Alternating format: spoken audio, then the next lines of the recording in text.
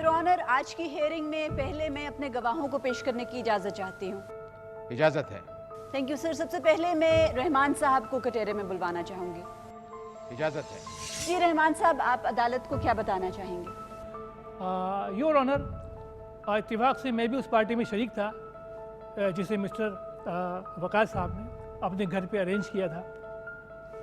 चूँकि मैं मिस्टर वकास का और उस्मानी साहब का मुश्तरका दोस्त हूँ, लिहाजा उनके हल्का इमाम में शामिल हूँ और वो मुझे अपनी पार्टियों में शरीक करते रहते हैं। योर ऑनर, जैसा कि आप जानते हैं, इस केस की कवरेज जो है मीडिया भी दिखा रहा है, लिहाजा मीडिया के थ्रू मुझे ये बात पता चली है कि कुछ लोग जो उस पार्टी में शरीक थे, उन्होंने इस मौजूद अदालत के रूबरू ये झूठा बयान दिया है कि मिस्टर जिब्रान उस वक्त उस पार्टी में शरीक थे, जबकि हकीकत इसके बिल्कुल बरक्स है। उस दिन मिस्टर जिब्रान नहीं बल्कि उनके वालिदैन यानी मिस्टर एंड मिसिज उस्मानी साहब वो मौजूद थे। मैंने उस्मानी साहब से पूछा कि आपका बच्चा जो है वो इस पार्टी में क्यों नहीं आया, तो उन्होंने मुझसे कहा कि चूँकि उसके इम्तहानात करीब हैं, लिहाजा वो अपनी कंबाइंड स्टडीज़ के सिलसिले में अपने दोस्तों के हमरा घर पे मौजूद है। क्या आप जिब्रान के उन दोस्तों को जानते हैं जिनके साथ वो कंबाइंड स्टडी कर रहा था?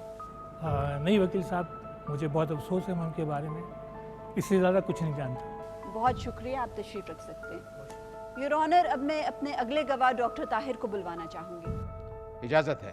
डॉक्टर साहब, उस दिन जब आसिया को बर्न्स वार्ड में एडमिट किया गया तो आप ड्यूटी पर थे? जी हाँ, उस वक्त जब उसे तशवीशनाक हालत में हॉस्पिटल लाया गया तो मैं ड्यूटी पर मौजूद था और दूसरे दिन सुबह चंद लम्हों के लिए उसे होश भी आया। आसिया, कैसा महसूस कर रही हो? बहुत दर्द हो रहा है। तुम जल्द अच्छी हो जाओगी। अच्छा ये बताओ, तुम्हारे साथ ये सलूक किसने किया? जिब्रान और इसके दोस्तों ने। जिब्रान और उसके दो दोस्तों ने। Being a doctor, do you think कि आसिया का रेप भी हुआ था? देखिए, वो 80% जल चुकी थी। ऐसे में मेडिकल रेप एविडेंस मिलना तो तकरीबन नामुमकिन होता है, लेकिन यकीनन ऐसा ही हुआ। She was very innocent. शायद उसे अंदाज़ा भी नहीं था कि उसके ऊपर क्या क़यामत गुजर चुकी है। चंद लम्हों के लिए जब वो होश में आई तो मैंने उससे पूछा कि कोई ख्वाहिश है तो बताओ। तो उसने वो कहा, एक कोल्ड ड्रिंक मंगा दीजिए। थैंक यू डॉक्टर साहब, आप तशरीफ रख सकते हैं। योर ऑनर, मेरे इन दो गवाहों के बयानात के बाद ये बात वाज़ेह हो जाती है कि सबसे पहली बात, जिब्रान उस दिन अपने घर पर मौजूद थे और पार्टी पर नहीं थे। और डॉक्टर साहब के बयान के बाद ये बात भी मालूम होती है कि रेप के इम्कानात रद्द नहीं किए जा सकते। लिहाजा सर, ये बात तय है कि जिब्रान ने अपने दोस्तों के साथ मिलकर पहले आसिया का रेप किया और फिर उसे जलाकर मार डाला। जो कुछ हुआ वो एक एक्सीडेंट था, उसमें मेरी नीयत का कोई दखल नहीं था और ना ही मैं मुकम्मल तौर पर कसूरवार हूँ, इसमें मेरे दोस्त भी शामिल थे और सर इसमें आसिया का भी कसूर था। क्यों आसिया ने कहा था कि उस पर मिट्टी का तेल छिड़क के उसे आग लगा दो? नहीं, उस दिन मैं, रूफी और मानी मेरे घर पे कंबाइंड स्टडीज़ के लिए मौजूद थे। तमाम नौकर अपने क्वार्टर जाकर सो चुके थे, सिर्फ आसिया लाउंज में बैठी टीवी देख रही थी। मैंने उससे कॉफ़ी मंगवाई, वो कॉफ़ी लाई तो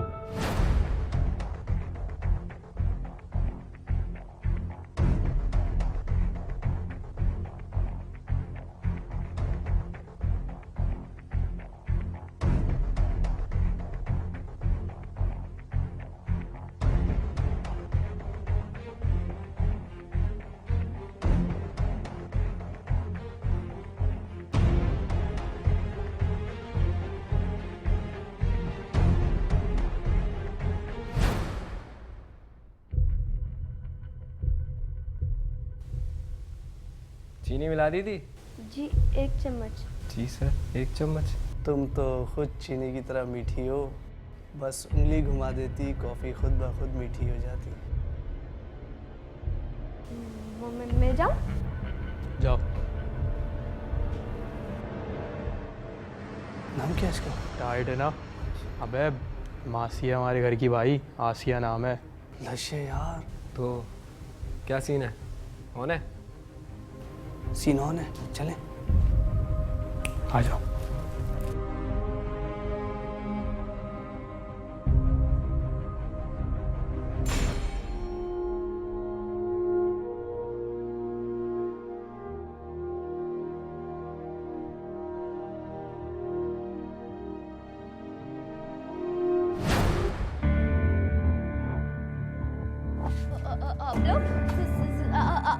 आप लोगों को कोई काम था?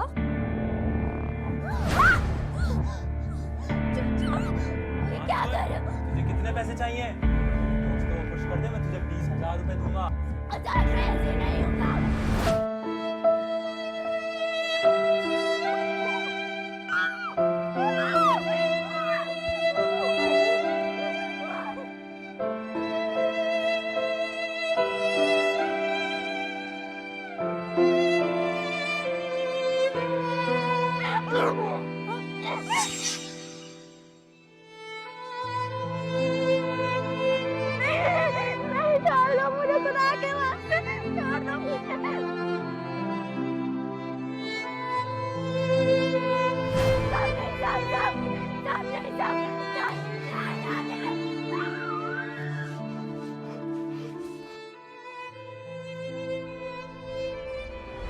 क्या कर सकता हूँ, हो गई गलती। तुम्हारे दोस्त वो रूफी और मानी किधर है? वो दुबई जा चुके हैं। योर ऑनर, इस वक्त सारे मीडिया की नजरें इस केस पर लगी हुई हैं और मैं उम्मीद करती हूँ कि अदालत इस गरीब लाचार बेबस लड़की को इंसाफ फराहम करेगी। वो लड़की जिसे इस दरिंदगी का निशाना बनाया गया। आई होप योर ऑनर कि इस केस में सिर्फ इंसाफ होगा नहीं बल्कि इंसाफ नजर भी आएगा। इस केस का फैसला 2 दिन बाद सुनाया जाएगा। The court is adjourn.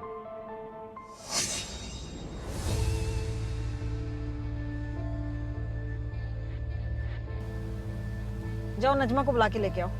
अच्छा।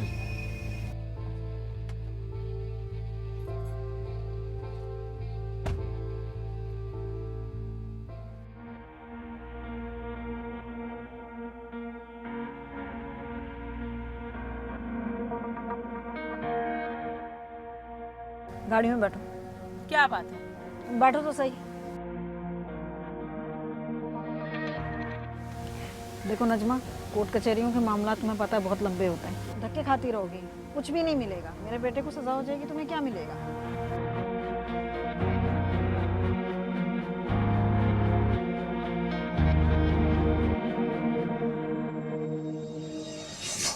योर ऑनर, इससे पहले कि आप मुकदमे का फैसला सुनाएं, मैं आपसे कुछ गुजारिश करना चाहता हूं। इजाजत है। मेरे क्लाइंट ने आसिया के वालिदैन के साथ सेटलमेंट कर लिया है। कैसी सेटलमेंट? आसिया के वालिदैन केस वापस ले रहे हैं। ये रहा मिस्टर एंड मिसिस अनायत का हल्फिया बयान।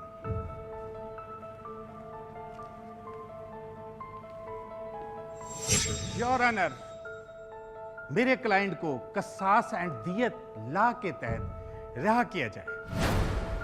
योर ऑनर, किसास और दियत के तहत वरसा खून बहा लेकर आसिया का कत्ल तो माफ कर सकते हैं, लेकिन क्या आसिया के साथ की जाने वाली इज्तिमाई ज्यादती को भी माफ किया जा सकता है? योर ऑनर, रेप तो प्रूफ ही नहीं हुआ। कितने पैसे देके बेचा है तुम लोगों ने अपनी बेटी का खून? 10 लाख, 20 लाख, 50 लाख? कितने दिन चलेंगे ये पैसे? तुम लोगों को अपनी बेटी की चीखें नहीं सुनाई देंगी? उसकी बेबसी भूल जाओगे? अगर पैसा ही सारा कुछ है तो क्यों पैदा किया था उसको? मिस आमना, आप अदालत के डेकोरम का ख्याल रखें। मिस्टर एंड मिसेस इनायत, क्या आप दोनों अपने होश और हवास में बगैर किसी दबाव के ये बयान दे रहे हैं कि आपने कसास और दियत के तहत मुल्जिम को माफ किया? जी साहब। जी साहब। चूँकि आसिया का जिस्म 80% जल चुका था, लिहाजा उसके साथ ज़्यादती हुई, इसके शवाहिद नहीं मिल सके। जहाँ तक उसकी लाश को नजर आतिश करने का ताल्लुक़ है, जिसके तहत उसकी मौत वाक़ हुई, तो इस सिलसिले में मुल्ज़िमान मुद्दई के ख़िलाफ़ अपने दावे से दस्तबरदार हो गए हैं और 25 लाख रुपए क़सास और दियत के एवज़ के तहत उसे माफ़ करने पर रज़ामंद हो गए हैं। लिहाजा ये अदालत मुल्ज़िम जिब्रान उस्मानी को क्रिमिनल प्रोसीजर कोड के सेक्शन 265 के तहत उसकी रिहाई का हुक्म देती है। The case is dismiss.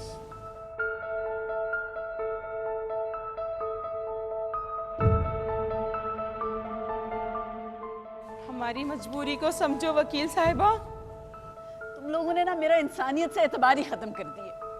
मैं तुम लोगों के हक के लिए, तुम लोगों को इंसाफ दिलाने के लिए अदालतों में लड़ती फिरती हूँ, और तुम लोग, शर्म आनी चाहिए तुम लोगों को।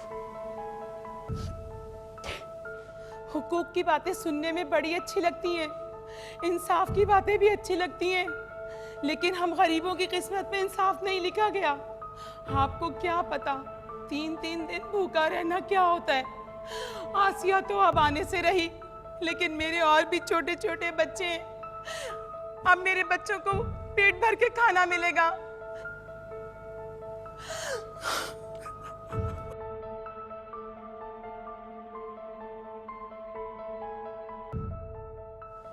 इस औरत की बातों से मुझे एहसास हुआ कि गुर्बत और इंसाफ के दरमियान एक बहुत कठिन फासला है जो शायद ही कभी पुर हो।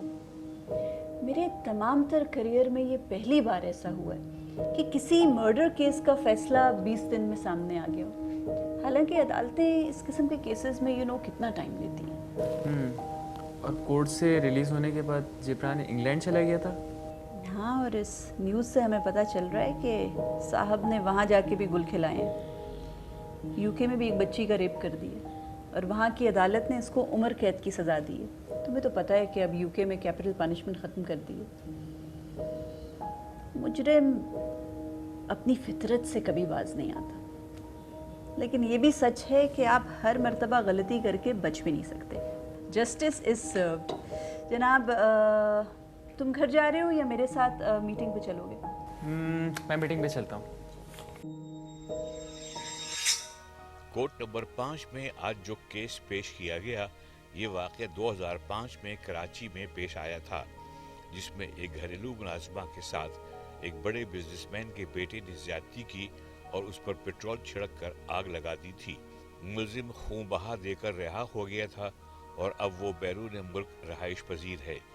इस केस की ड्रामाई तश्कील में नाम, मकाम और किरदारों में बावजूद रद्दोबदल किया गया है। आप भी अगर कोर्ट नंबर 5 में कोई मुकदमा पेश करना चाहते हैं तो हमें ईमेल करें court5@sama.tv।